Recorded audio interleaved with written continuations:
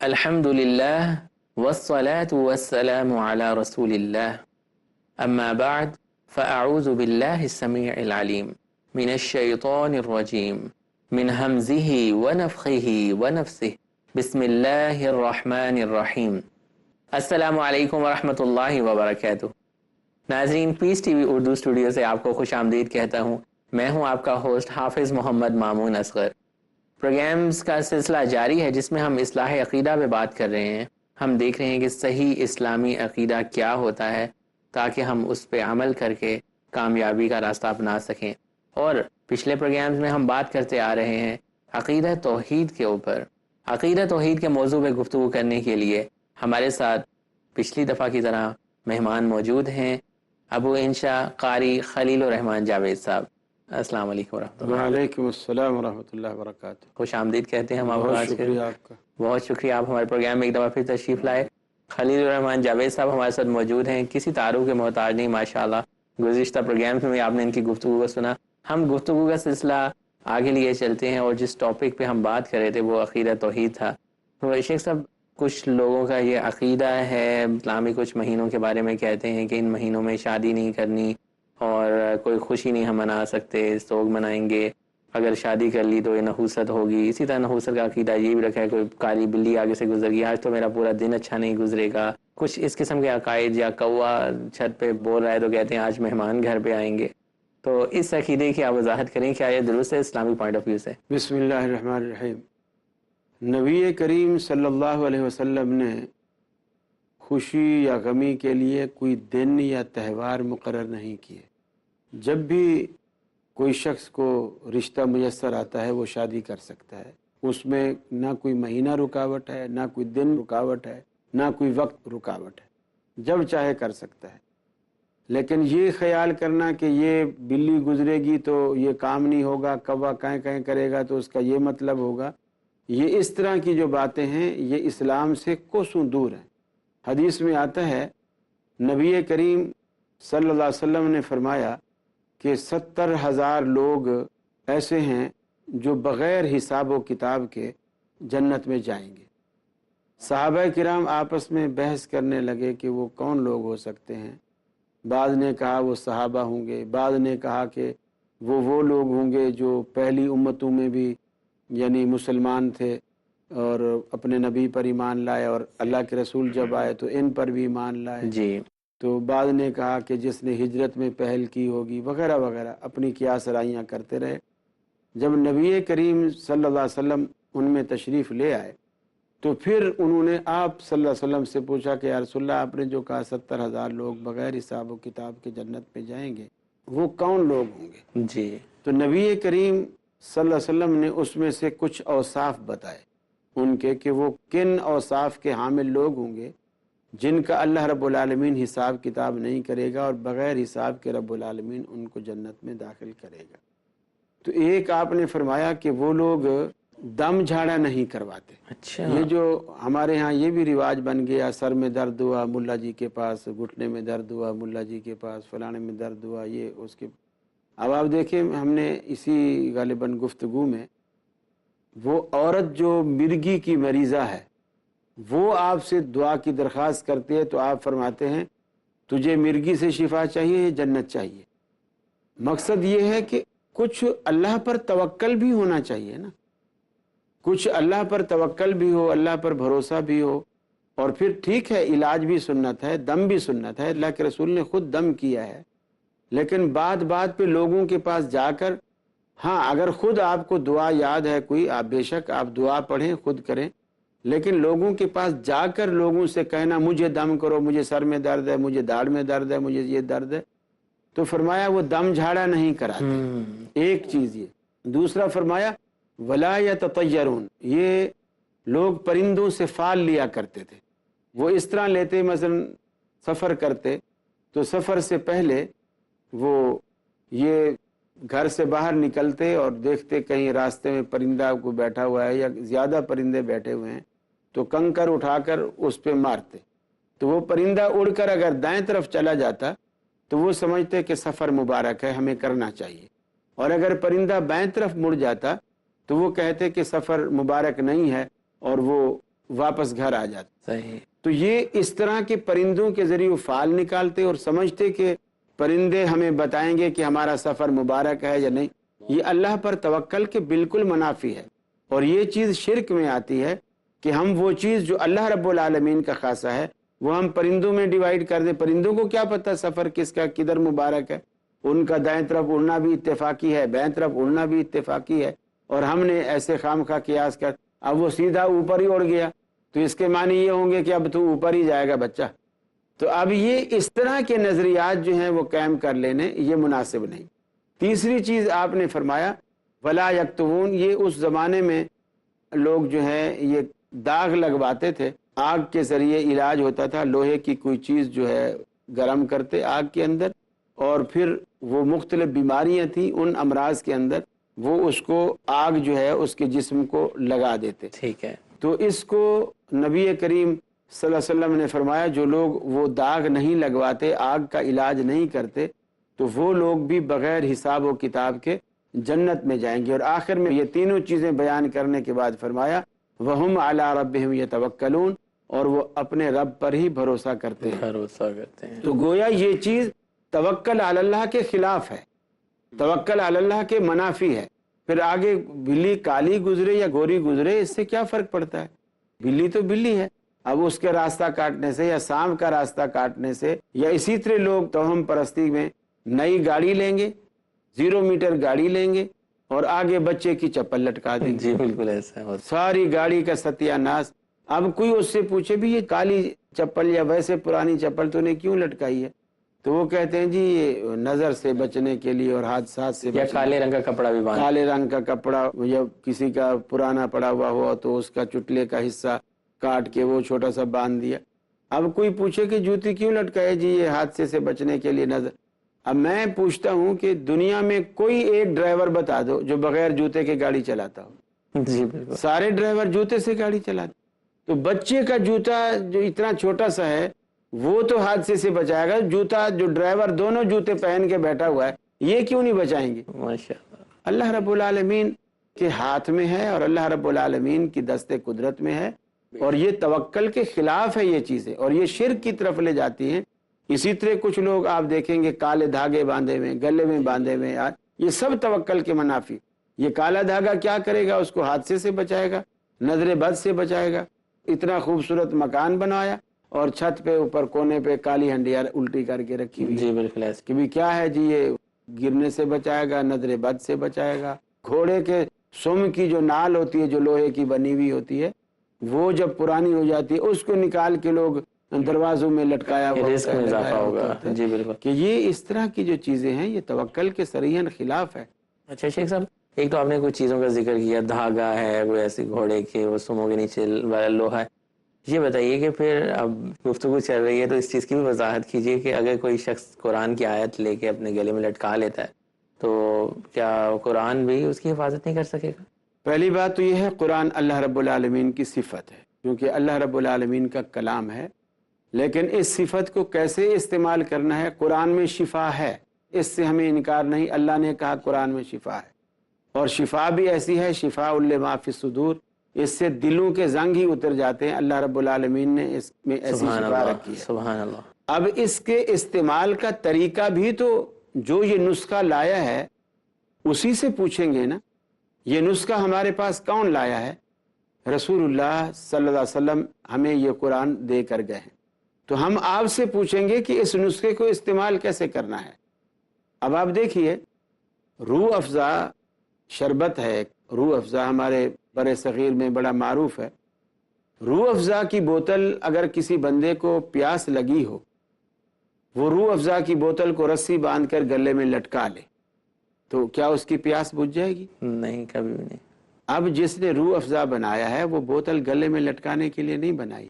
اسے گلاس میں ڈالے گا, چمچ ہلائے گا, میٹھا کرے گا, حلق سے نیچے اتارے گا تو اس کو اس کا فائدہ ہوگا, راحت ملے گی, جب ہی وہ روح افزا ہے. ورنہ 3 مہینے میں بھی گلے میں لٹکی رہے 3 مہینے تک تو بھی وہ پیاسے کا پیاسا ہی رہے گا. وہ کہے گا یار لوگ تو کہتے ہیں روح افزا ہے, اس سے تو میری روح میں کوئی ایسی راحت پیدا نہیں ہوئی ہے. جو اس نسخے کو لایا ہے ان سے پوچھیں گے کہ اس قرآن کو استعمال کیسے کرنا ہے. تو نبی کریم صلی اللہ علیہ وسلم کی جو 23 سالہ دور نبوت کی زندگی ہمارے سامنے جو موجود ہے، ہم یہ دیکھتے ہیں کہ نبی کریم صلی اللہ علیہ وسلم نے اپنی حیات مبارکہ میں کبھی کسی کو تعویذ دیا یا کبھی کسی سے تعویذ لیا؟ کبھی نہیں۔ تو کیا قرآن ان کو نہیں آتا تھا؟ قرآن تو آپ پر نازل ہوا، آپ تو خود قرآن سکھانے والے ہیں۔ ہاں، آپ نے دعائیں سکھلائی ہیں، آپ نے دعائیں سکھلائی ہیں، دعائیں پڑھیں آپ ان کو، لیکن لکھ کر لٹکا دینا اور یہ اس طرح بالکل من تعلق تمیمتن فقد اشرک۔ اگرچہ بعض لوگوں نے تمیمہ سے مراد وہ من کے اور وہ کوڑ، وہ سیپیاں، وہ پتھر، وہ مراد لیے ہیں جن میں لوگ خاصیت سمجھ کر انہیں باندھ لیتے ہیں، لٹکا لیتے ہیں۔ لیکن اسی طرح تعویذوں کو بھی لوگ کوئی امام ضامن کے طور پر، کوئی کس کے طور پر، کوئی چمڑے میں، کوئی چاندی میں، کوئی سونے میں، کوئی موم میں، کوئی کپڑے میں، اپنی اپنی حیثیت کے مطابق۔ پھر اس سے قرآن کی بھی حرمتی بھی ہوتی ہے، بے حرمتی ہوتی ہے۔ اب دیکھیے تعویذ جس کے گلے میں بندھا ہوا ہے وہ باتھ روم میں بھی جائے گا، بیوی سے بھی مل رہا ہے، تو یہ قرآن مجید کی عظمت کے خلاف۔ قرآن اس لیے نہیں آیا ہے کہ اسے اس طرح جو ہے وہ کیا جائے، قرآن مجید پڑھنے کے لیے اور عمل کے لیے۔ جزاک اللہ خیر۔ ناظرین، بات ہو رہی ہے کہ قرآن سے اگر ہم فائدہ اٹھانا چاہتے ہیں، ہم اس کی تلاوت کریں گے، اس کو سمجھیں گے اور اس کو اپنے اوپر نافذ کریں گے، تب ہی اس قرآن سے ہمارے دلوں کو بھی شفا ملے گی اور ہمارے معاشرے میں بھی چینج آئے گی۔ بریک کے بعد ہم گفتگو کا سلسلہ جاری رکھیں گے۔ عقیدہ توحید کے اوپر بات ہو رہی ہے۔ السلام علیکم ورحمۃ اللہ وبرکاتہ۔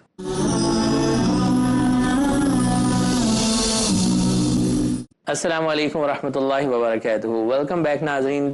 بریک میں جانے سے پہلے بہت ہی معلوماتی گفتگو ہو رہی تھی ہمارے مہمان ابو انشا قاری خلیل الرحمان جاوید صاحب سے۔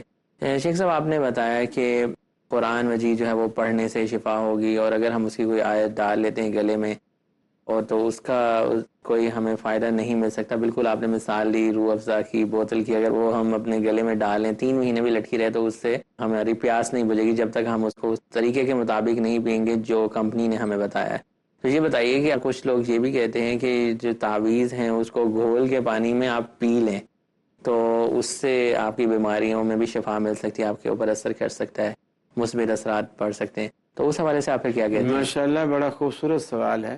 مجھے یہ بتائیے مامون صاحب کہ جو لوگ یہ نقطہ نظر رکھتے ہیں ان کو اگر ان کی کسی تکلیف کے لیے، بیماری کے لیے حکیم نے یا ڈاکٹر نے کوئی نسخہ لکھ کر دیا ہو کہ اس میں لکھا ہوا ہو کہ یہ اتنے تولے اجوائن ہے، اتنے تولے ملٹھی ہے، اتنے تولے اناب ہیں، اتنے تولے سونف ہیں، اتنا تولے گوزبان ہے، ان کو کوٹ کے یہ کر کے ابال کے یہ کر کے پیے، وہ بجائے اناب، گوزبان، ملٹھی، سونف، اجوائن لینے کے وہ پرچی کو ہی گھول کر پی جائے، تو اس کے بارے میں آپ کیا کہیں گے؟ اور جو شخص پرچیاں پی رہا ہو آپ اس کے بارے میں کیا خیال کریں گے؟ آپ کہیں گے بے وقوف ہے۔